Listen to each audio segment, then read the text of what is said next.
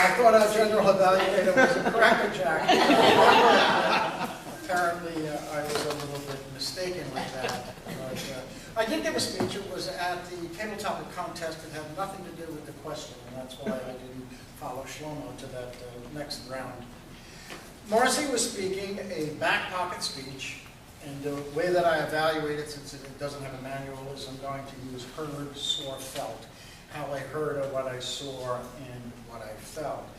First of all, as to what I heard, 370,000 Google references, 3,600 books, a lot of valuable information. You talked about the problem with time management is management.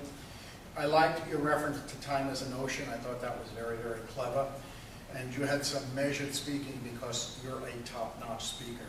In terms of a suggestion in that area, I don't think you need to tell us it's a back pocket speech, although there must have been some confusion because I think you were going to speak last time and then somebody just carried it over on the schedule.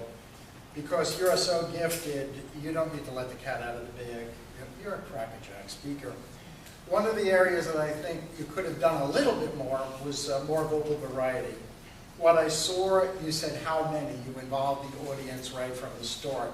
You made eye contact even with our Toastmaster who was sitting way behind you, which I thought was very, very powerful.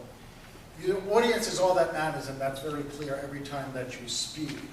One suggestion is I would remove the name tag if you were actually speaking to a group. I've said that before. You tended to be more left side of the room than the right side of the room. I always think you should try to fit your speech into a manual because it makes it a lot easier to evaluate. What I felt, your humor, I liked when you talked about, when you showed us a disclaimer. Your gestures were up there, very visible and consistent, and they made sense. I love 28 pages. Who can't like small books? Those are the kind of books I usually read. Mitch Albom, those type of books. Time is important. You had a thematic ending. You carried it all the way through, and you ended that with time is important. In areas or suggestions that I think that, in terms of what I felt, your mother and the cross at the side of the road, I thought you glanced over it. I think that that is very, very important because I think the message is none of us know how much time we have. And so either use it or expand it or don't just throw it out there.